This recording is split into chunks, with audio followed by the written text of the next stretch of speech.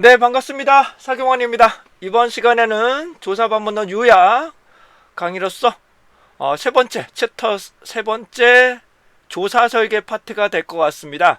조사 설계 파트는 시간 관계상 아마 두 파트로 나눠야 되지 않을까 생각을 하고 있지만 최대한 한번 강의를 해보도록 하겠습니다. 자, 조사반문론의 기본 틀이죠. 연구의 이거는 계속 반복해서 설명드릴 거예요. 연구의 문제, 가설의 설정, 조사 설계, 자료 수집, 분석, 보고서 작성을 하게 되는데요. 가설은 1차 가설, 간단한 부분은 1차 가설을 설정을 하고 조사 설계를 하실 때 탐색적 조사를 하면서 가설을 계속적으로 변화시킬 수 있습니다. 한 번에 가설을 설정하는 건 아니에요. 계속적으로 업데이트, 변화할 수 있다는 부분이 되겠습니다. 이번에는 챕터 세 번째인 조사 설계 파트입니다. 자, 조사 설계 파트입니다. 시간 관계상 짧게 강의를 말씀 좀 드릴 거고요. 조사 설계에서는 탐색적 조사 설계, 일반적으로 그냥 탐색이라고 하고요. 그다음에 기술적 조사 설계를 그냥 기술이라고 하며, 그다음에 설명적 조사 설계를 그냥 일반적으로 설명이라고 말하기도 합니다. 그래서 이런 조사 설계 파트가 나오시게 될 것 같은데요. 좀 양이 좀 많습니다. 그래서 제 계획으로는 우선 탐색 기술적 조사 설계까지만 먼저 설명드리고 다음 시간에 설명적 조사 설계를 말씀드리는 게 맞는 것 같아요. 짧게 여러 번을 나눠서 진행하겠습니다. 자, 조사 설계 탐색이라는 것입니다. 탐색. 여러분들은 여러분 서치라고 보실 수도 있게 되는데요. 가설의 구체화, 좀 본격화를 만들기 위해서 선행된다. 그래서 귀납적 방법, 귀납법이라는 것은 이미 알려져 있는 걸 가지고 결과를 가지고 원인을 도출하는 방법이 있겠죠. 그러니까 이미 알려진 걸 가지고 한번 검색을 하고 그래서 공통점, 차이점을 발견하는 것들을 우리는 탐색이라고 보시면 되실 것 같습니다.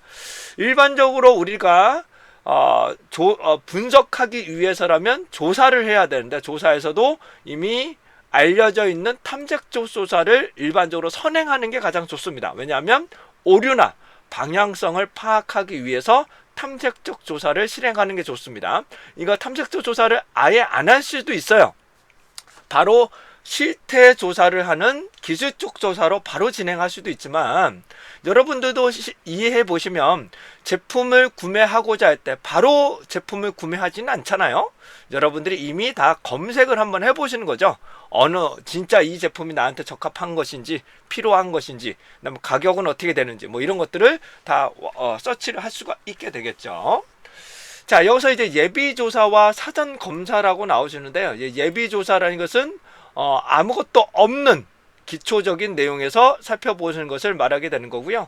사전검사라는 것은 사전조사하고 조금 의미가 다릅니다. 사전검사라는 것은 설문지, 리허설 개념이라고 보시면 되는데 일부에서는 사전조사라고도 합니다. 사전조사. 네, 사전조사와 실제로 사전검사는 조금 의미가 달라요. 사전조사는 예비조사나 기초조사 같은 것을 그냥 사전조사라고 하는 것이고 사전검사, 프리테스트라는 것은 정확하게 말씀드리면 설문지의 리허설 개념이 됩니다. 그래서 사전조사라고도 합니다. 사전검사를 사전조사로 하는데 그러니까 의미적으로 봤을 때는 예비조사, 기초조사, 사전조사가 여기에 속한다라고 보시면 되실 것 같고요.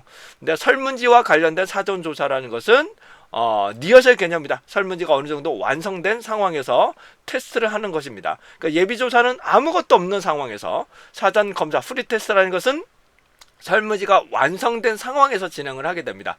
근데 반드시 대표성을 확보할 필요는 없다. 그리고 사전 검사를 하면서 계속 또 수정 보완을 할 수 있는 것, 오류 전달상에 제대로 문제점이 있는지 없는지를 확인하는 것이 사전 검사의 가장 큰 목적이 되겠습니다. 그래서 시험에서는 사전 조사라고 나올 수도 있어요. 사전 조사로 나올 수 있는데 이 부분이 설문지와 관련된 내용이라면 이거는 사전 검사구나라고 보시고 답안을 작성하시면 됩니다.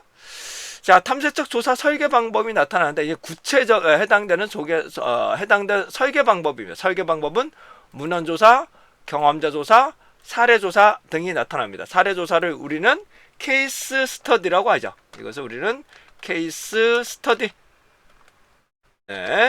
스터디라고 하고요.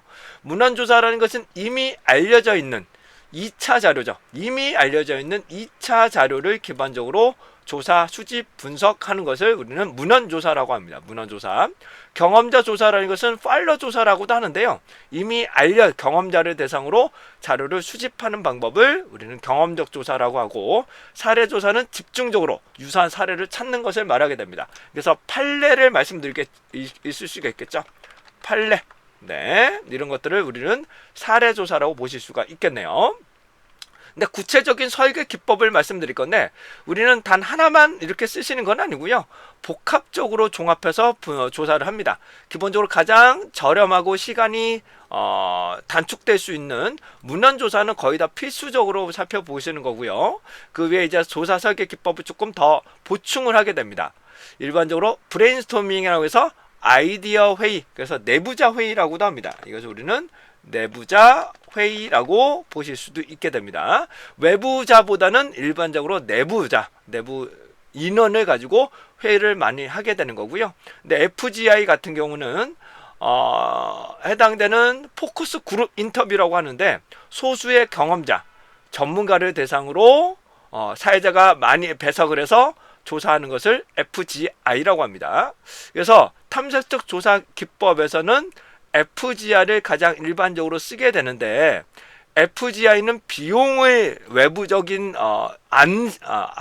시각을 접목할 수 있다는 장점이 있습니다. 하지만 무작정 FGI를 실행하는 것은 아니고, 여기 나오시는 문헌조사를 하고 그 다음에 충분한 검토를 한 다음에 우리가 외부 전문가의 의견을 수렴할 필요가 있겠다라고 생각을 하면 FGI를 병행해서 사용하실 수 있게 되겠습니다. 다음은 델파이라는 기법입니다. 델파이라는 것은 이 두 가지는 사람들 간이죠. 사람들 간의 대면을 통해서 의견을 주고받으면서 새로운 정보들을 접목할 수가 있습니다. 발생시킬 수 있죠. 저런 생각을 가지신 분들도 계시구나.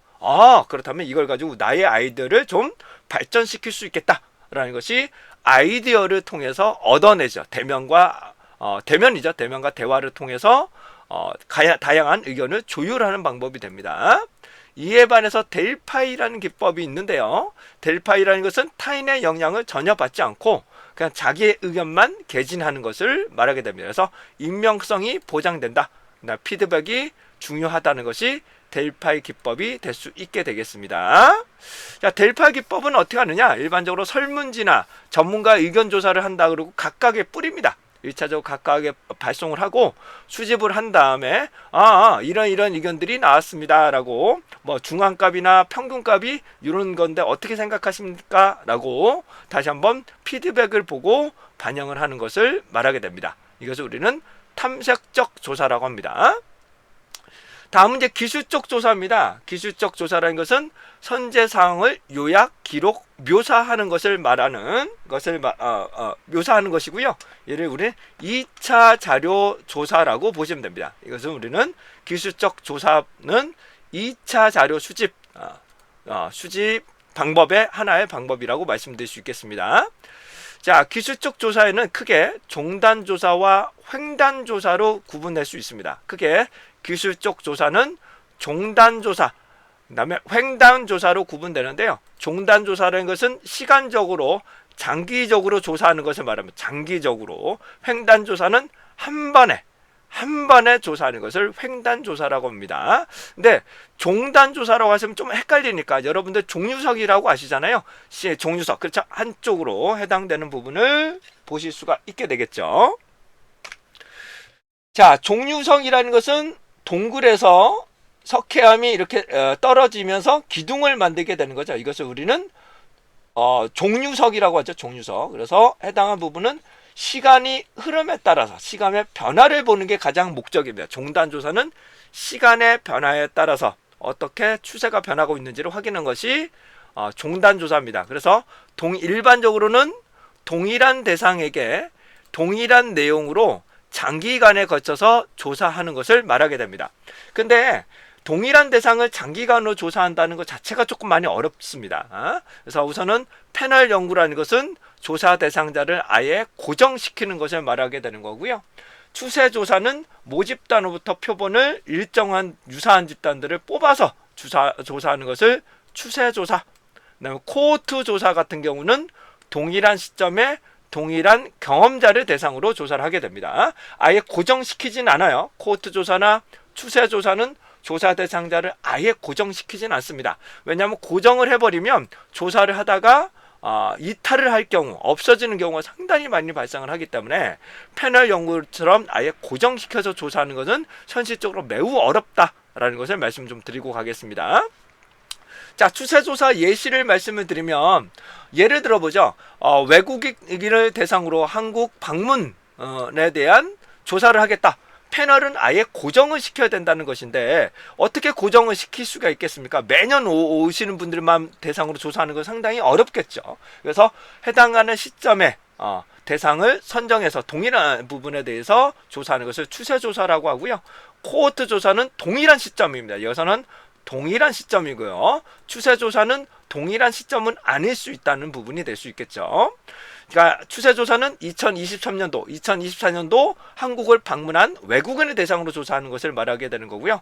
코호트 조사는 2024년도에 한국을 방문했던 대상을 대상으로 반복적으로 조사하게 된다면 이것을 코호트 조사인데, 코호트 조사는 반복해서 조사를 하는데 대상이 패널 조사처럼 아예 고정되지는 않는다라는 것을 말씀드릴 수가 있겠네요. 다음 횡단 조사입니다. 횡단 조사는 대규모 조사를 합니다. 한 번에 조사합니다.